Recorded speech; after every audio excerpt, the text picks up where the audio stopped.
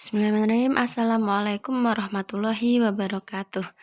Anak-anak, hari ini kita ada tambahan materi ya, yaitu musyawarah ya.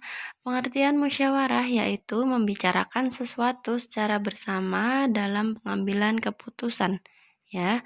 Musyawarah itu dapat dilaksanakan dimanapun kita berada. Misalnya di rumah, sekolah, masyarakat, di jalan, di sawah, di toko, dan sebagainya. Nah, musyawarah itu dilakukan oleh minimal 2 orang atau lebih. Tujuannya apa? Yaitu untuk mencari kesamaan pendapat dari sesuatu permasalahan atau topik yang sedang kita hadapi. Ya, adapun contoh musyawarah di lingkungan rumah adalah sebagai berikut. Pembagian tugas kerja setiap anggota keluarga, kemudian menentukan tempat rekreasi saat liburan, itu juga memerlukan musyawarah. Selanjutnya, musyawarah di lingkungan sekolah, contohnya yaitu pemilihan pengurus kelas, kemudian penentuan anggota kelompok belajar, penentuan jadwal regu piket, itu juga memerlukan musyawarah ya. Nah, yang selanjutnya, musyawarah di lingkungan masyarakat, contohnya pemilihan pengurus RT, penentuan jadwal siskampling atau pos ronda itu ya, kemudian penentuan jadwal kerja bakti, kemudian peringatan 17 Agustus itu juga memerlukan musyawarah. Nah, itu merupakan contoh musyawarah di lingkungan rumah, sekolah, dan masyarakat. Nah, anak-anak, ciri-ciri bentuk musyawarah tersebut yaitu ciri-cirinya apa musyawarah itu ya? Musyawarah dilakukan oleh lebih dari satu orang ya. Semua orang memiliki hak yang sama. Semua orang memiliki kewajiban yang sama.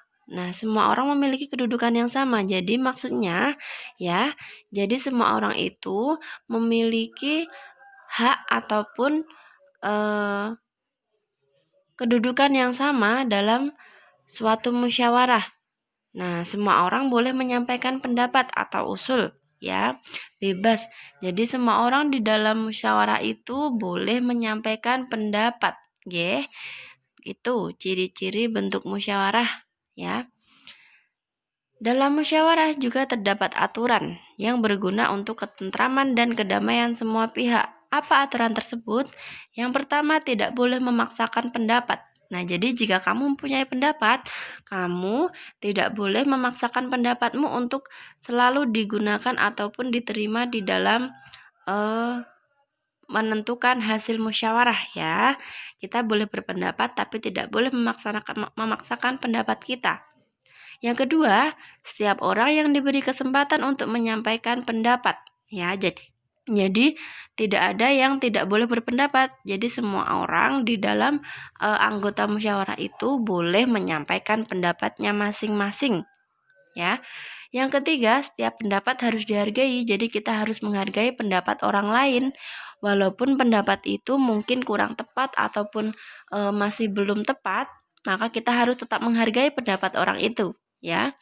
Yang keempat, tidak boleh memotong pembicaraan orang lain. Jadi ketika orang lain sedang berbicara ataupun berpendapat, kita harus mendengarkan sampai selesai. Tidak boleh memotong pembicaraan orang itu. Ya, yang selanjutnya, jika ingin menyampaikan usul, menggunakan bahasa yang sopan ya. Jangan lupa, ketika kita akan menyampaikan pendapat atau akan menyampaikan usulan kita harus menggunakan bahasa yang sopan ya. Tidak boleh menyakiti orang lain. Ya, yang terakhir yaitu mengacungkan jari terlebih dahulu baru mengemukakan usul. Jadi aturan yang baik ketika akan menyampaikan pendapat atau ingin menyampaikan pertanyaan di dalam suatu musyawarah, kita harus mengacungkan jari tersebut ya. Baru kemudian ketika kita dipersilahkan oleh moderator ataupun pembawa acara, kita baru berbicara. Jadi jangan langsung berbicara ya, tidak sopan kalau seperti itu, nggih. Nah, itu tadi beberapa aturan di dalam musyawarah. Silahkan anak-anak catat ya materi ini di buku catatan, nggih. Silahkan dicatat, dipahami maksudnya, nggih. Dibaca begitu. Bu Guru kira cukup sekian untuk materi musyawarah. Billahi taufiq wal hidayah. Wassalamualaikum warahmatullahi wabarakatuh.